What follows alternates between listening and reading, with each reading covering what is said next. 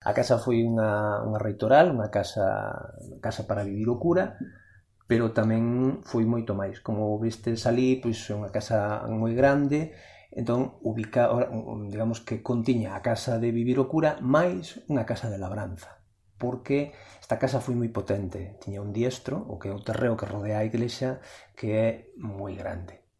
Ese terreo pagaba rendas a esta casa, entón fixo a casa moi poderosa.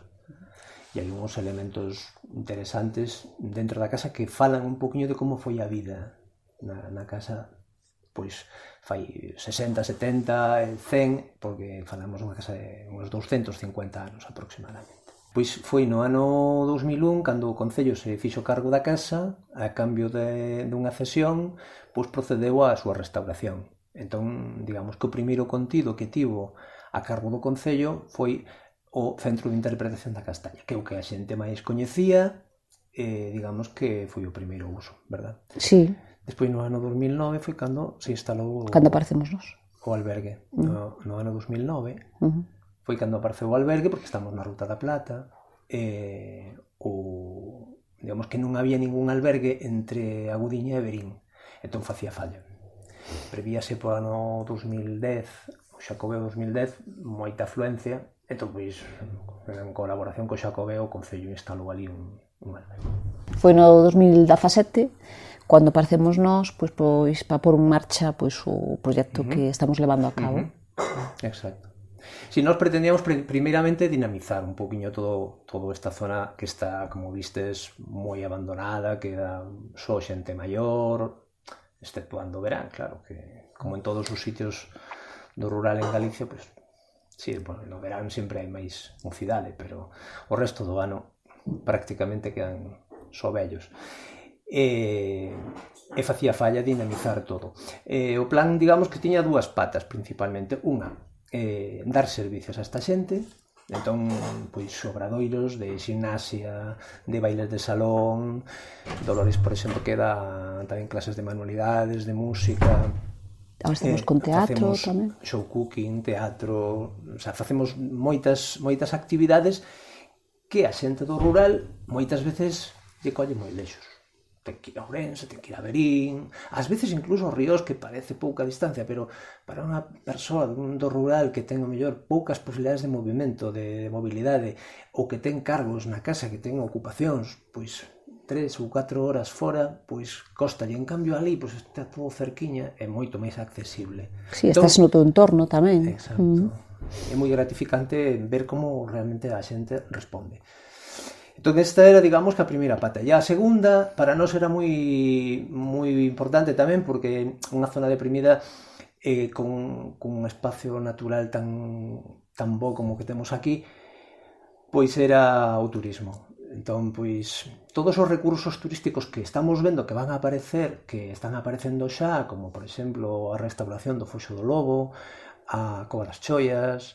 Agora, recentemente, se habilitou unha senda para unha fervenza que está en Cortegada, o Pisón, non sei se vos falaron del, pois son recursos que van aparecendo. Restaurouse un muiño en Pedroso, e de alguna maneira había que aglutinar todo eso e dar esa información a quen chega, a quen nos visita, para que non chegue aquí pois trate de buscar algo sin éxito, non? Entón, pois, queríamos cubrir tamén esa faceta. Entón, con eses dous piares, pois vamos avanzando o proxecto. É unha cousa que nos preguntan moito a veces tamén como nos financiamos. Pois, ademais desas dúas cousas, o que incorporamos foi un bar, que é o que nos dá, digamos, os ingresos. Pouco a pouco, porque empezamos de cero, e como hai tan poquinha xente no inverno, pois xenera moi pouquiño. Despois no verán anímase algo máis, sobre todo no mes de agosto. E así imos. Si, pois facemos diferentes obradoiros. Xa cando chegamos á casa, o primeiro que nos pediron pois foi que pôr en marcha pois o que é actividade de ximnasia. Porque claro, hai moita xente que é maior, e necesita pois unha actividade de gimnasia tamén controlada pois para os determinados problemas que poda ter de osos e demais. Entón puxemos en marcha xa eso, pero a partir de aí viñeron moitas máis cousas. Empezaron a pedir se podíamos facer manualidades, se podíamos facer outras actividades. Entón empezamos a facer pois manualidades, cousiñas creativas para a xente maior, para a xente xove, con moita aceptación, moito éxito. E despois tamén dixemos, bueno, pois outra actividade tamén que estaría moi ben sería, por exemplo, porque a xente aquí lle gusta moito bailar, serían os bailes de salón. Entón empezamos con bailes de salón. E agora pois está en marcha pois outras actividades tamén moi importantes, como son, por exemplo, o tema de cestería, que intentamos tamén que non se perda, porque aquí na nosa zona sempre houve moita cestería. Entón queremos que toda a xente, que non se perda ese bo facer. Vamos a facer un obradoiro tamén con un gran profesional da cestería e moitas máis cousiñas que están aí en marcha para poder facer.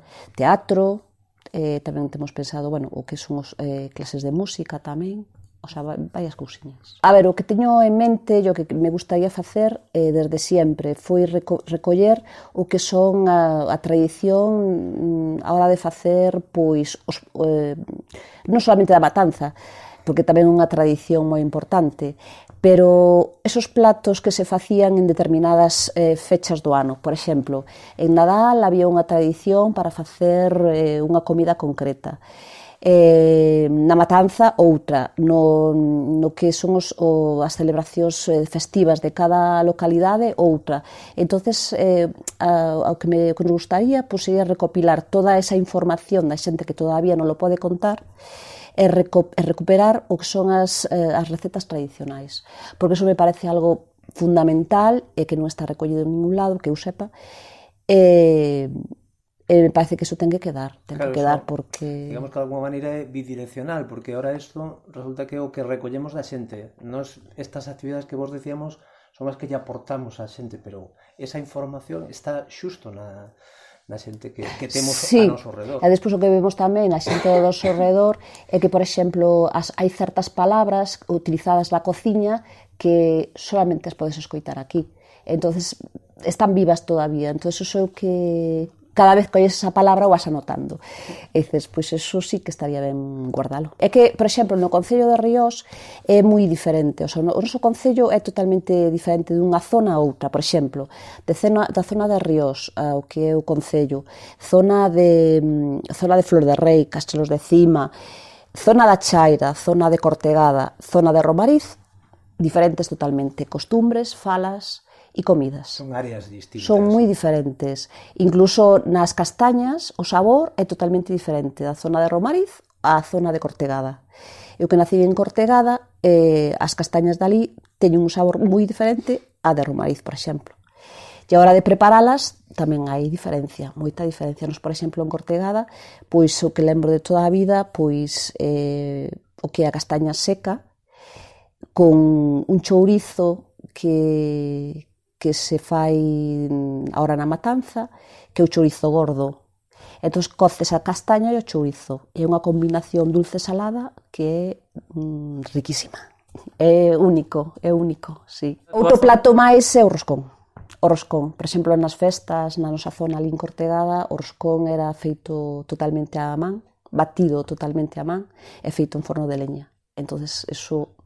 Como os cordeiros que se asaban ao espeto, tamén un cordeiro asado ao espeto non ten nada que ver cun cordeiro feito nun forno de leña, que está delicioso, por suposto, pero son costumbres que están aí, que cando eras pequena, pois ibas ali a Cortegada festa e veías a tua familia asando o cordeiro ao espeto. E as castañas co chourizo.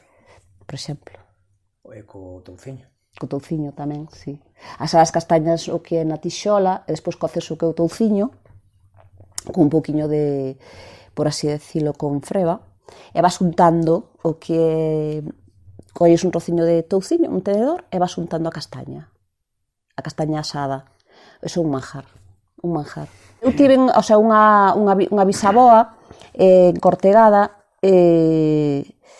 porque na miña familia todas as mulleres foron moi importantes, tanto para a parte do meu pai como da miña mãe, foron auténticas loitadoras. Para a familia do meu pai, a miña avoa foi unha pioneira porque hai unha planta de luz aquí cerquiña das Ventas da Barreira que era que generaba o que é a electricidade ao Concello de Ríos. E, claro, naquela época, o meu pai naceu aí en ese río, que vos recomendo que visitedes porque é espectacular. Naceu aí e ela era, xunto co seu marido, eran os encargados de xestionar o que é a electricidade toda para a zona de Ríos, para o Concello. Pero, bueno, ela era a que traballaba, e era a que sacaba adiante todo, tanto os seus fillos como o seu traballo.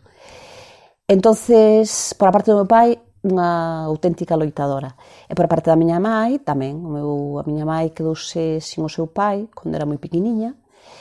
Era carrilano, e falleceu con silicosis.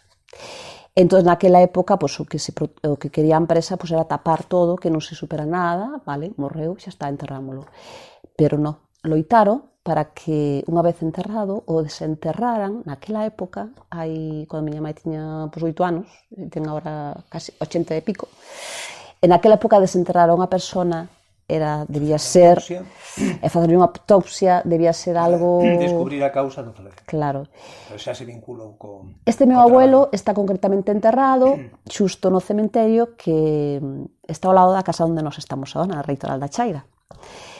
Desenterraron-no, pudose comprobar que sí, que o meu abuelo había fallecido pois por unha enfermedade laboral. Laboral. A partir de aí, pois, bueno, a miña abuela pois, pudo ter a súa pensión, que lle correspondía, etc. Pero, claro, quedaron solas, tanto ela como a miña bisabuela, con seus fillos, con todo o traballo, e tiñan que seguir adiante.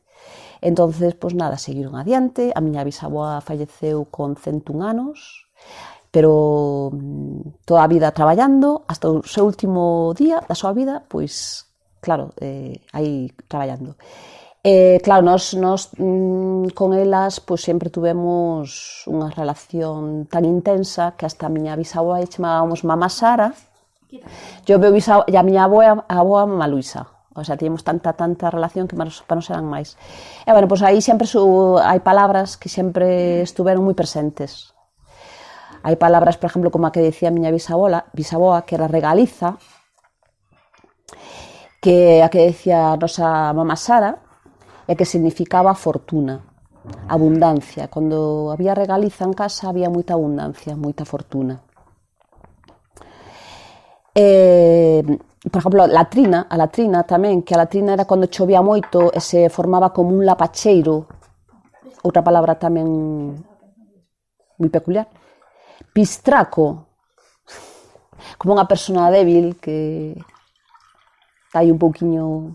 Calletón, por exemplo, que é un calleteiro, un callejón, facíase para non adosar dúas casas, era unha separación que había entre dúas casas, un calletón.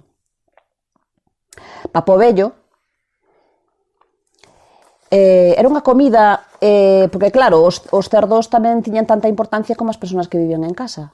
Entón era unha comida especial que facía a miña bisaboa, a nosa Mamá Sara, para os cerdos. Sacáballe as follas a que son os árboles e despois pois facía ela hai unha mezcolanza con cousas, alpedreses, que era así cando chovía granizo, sí, pedra. A pesca, que a mellor é unha palabra xa máis conocida, non? Pero bueno, aquí concretamente son as pedras que sobresalen nunha pared e sobre elas se colocaban pois, as cousiñas que non querías perder, por exemplo, unha chave. A hondez, esta descubrimosla hai pouquiño. A hondez, que era unha muestra que se deixaba no galiñeiro de un ovo, para que despois as demais galiñas viñeran a por os seus correspondientes ovos. Iso era un hondez. As castañas tamén nas utilizaban pois, para os cerdos, tamén as comían os cerdos, non? Entón, como comentábamos antes, que facían o papo vello, que facía comida especial para os cerdos, as castañas sacaba a primeira piel e cocías en agua con sal ata que quedaran cocidas e añadía fariña de centeno, que tiñan elas tamén, que cosechaban fariña de centeno. Cando tiñan preparadas as castañas, todo isto para acomodalos, para acomodar os cerdos, facían unha paparrota.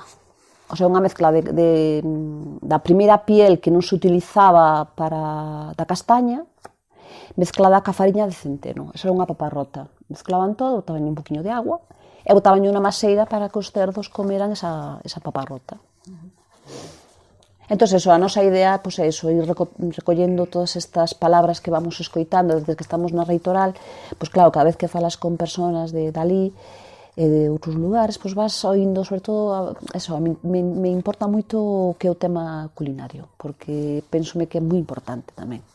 Non solamente no tema musical, que se hai cousiñas máis recollidas, pero no tema culinario sí que me parece moi importante. Eu vexo unha solución para Ríos no turismo, porque hai pouco, solamente vir a Ríos e respirar, estar nos sitios xa implica algo diferente, que estás tan a gusto, tan diferente, que xa merece a pena visitalo.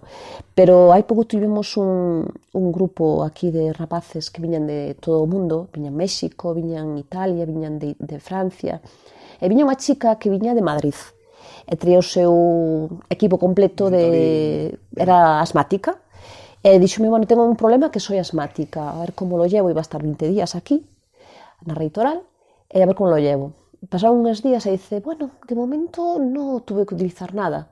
Marchouse e diceme, volveré, porque non tuve que utilizar ningún ventolín ni nada.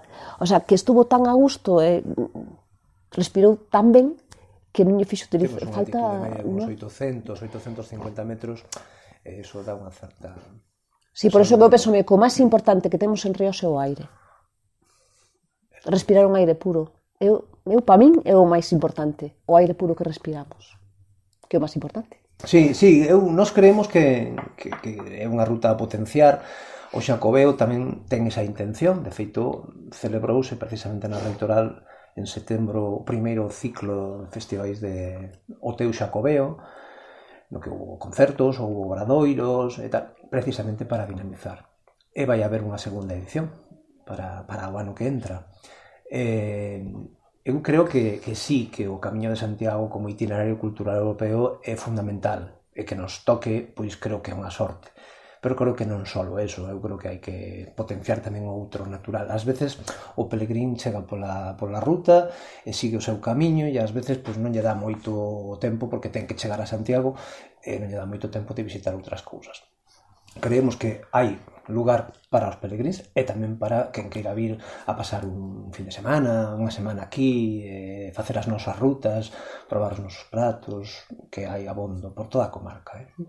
Sí, eu penso que non solamente como turismo a castaña, eu tamén penso que pode ser unha fonte de ingresos, porque a castaña ten moitos, podes sacar dela un montón de cousas, non solamente collela no souto e vendela, non, podes transformala, podes facer un montón de cousas. Entón, eu penso que hai un gran futuro que todavía está sin explotar. A elaboración, a transformación do produto e non vender só materia prima, que é o que se fixo hasta ahora. Aquí xa hai algún exemplo, non sei se coñecedes o pecado de outono, secan a castaña en ecolóxico e venden fariña de castaña e castaña seca. De feito, podedes encontrar castaña dos ríos en outros produtos ecolóxicos, como por exemplo nas cervezas artesanas a Gubela.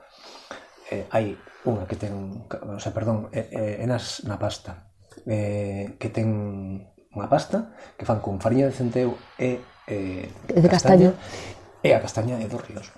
Entón, sí que hai, digamos, exemplos de como a economía pode resurdir. Quizás eso non iba tanto no tema turístico, pero son cousas que camiñan ao mesmo tempo. É que non solamente ves que aquí hai potencial, conocemos un montón de lugares e un montón de sitios que estuvemos por toda Galicia, fora de Galicia, e ves que aquí hai un potencial, hai muchísimo, xa, o que dixemos antes, solamente o aire xa é un potencial, que te veñas a vivir aquí, eso é un luxo. Moitas que nos venderon en Cataluña, en Asturias, nos picos de Europa, en moitos sitios, están aquí tamén. Temos unha mini central eléctrica, temos un batán, temos muiños, Claro, en Taramundi cobraban fai un montón de anos, creo que 5 ou 6 euros por unha visita guiada a todo este conxunto que eran os Teixois. Aquí eso existe, pero está, digamos, no olvido. Entonces, si se logra poñer todo eso en pé, eso pode dar lugar a, digamos, a un resurgimento económico. Sí, e despois non solamente no tema de castaña, nin no tema de setas, que tamén é outro mundo aparte, setas, que temos un montón de... Na gandería tamén temos unha explotación gandeira aquí en ecolóxico. Non solamente en eso, sino tamén de cara aos artistas. Eu cada vez que miro de diante da Reitoral aquel cadro cheo de castaños, cheo de carballos, digo... A ver, é que isto é un paraíso para fotógrafos, pintores, músicos, é que é unha inspiración total. O sea, cualquier artista que veña aquí se inspirará, porque é unha inspiración. Unha fonte de inspiración. Sí. Total. Creemos que non nos queda outro remedio que intentalo, porque é certo a xente, digamos que lle costa dar un paso tan grande como que demos nós, que nos viñemos de Santiago para aquí, para iniciar este último proxecto. Donde estivemos foi en Santiago. Claro, no último. Entón, pois, sí, tamén estivemos en Vigo e tal, pero digamos que costa.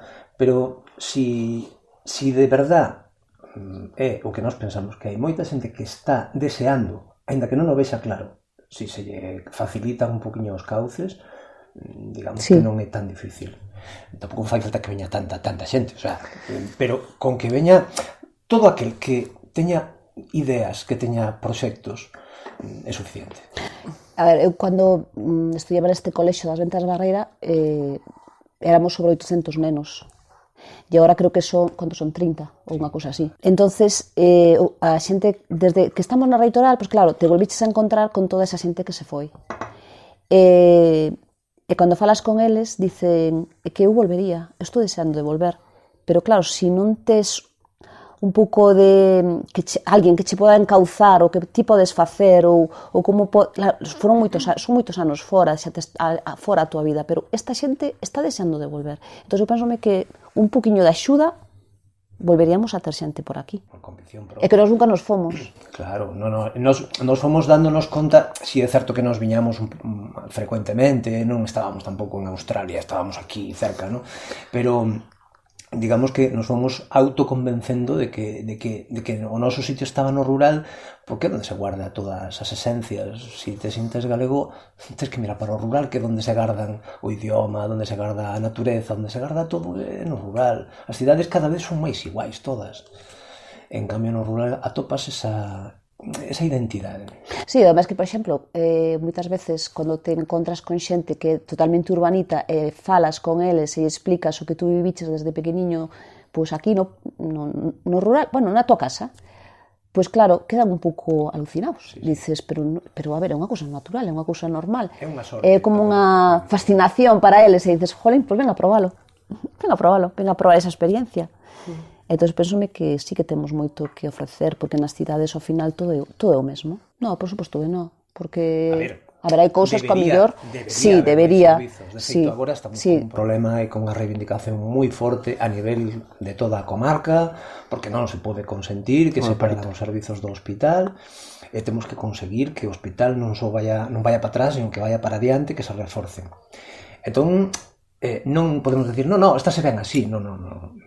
O que ten que haber é unha ampliación de servizos, o tema do transporte é vital, ten que haber transporte a nivel local, a nivel de todas as aldeas, vertebrar todos os núcleos de población. Somos un asentamento de población típico de Galicia, con moita dispersión, e iso todo ten que vertebrarse, e esas cousas, digamos que facilitarán estar aquí. Nós demos o paso. É sacrificio non ter estes servizos. Se temos que ir ao médico, temos que ir ao banco, temos que coller o coche. Se houbera un transporte, pois sería moito máis sinxelo. Sabemos que se houbera transporte, moita xente da que está vivindo en Verín ou en Ourense, pois tamén estarían aquí. Non nos cabe ninguna duda. Si nós creemos, o sea, si este país cree que ten que repoblar o rural, se ten que revitalizalo, hai que facer un plan. e dentro dese plan estará o transporte público, digamos, para todas as aldeas, pero non só eso, habrá que vertebrar, habrá que facilitar outro tipo de mecanismos para que a xente veña.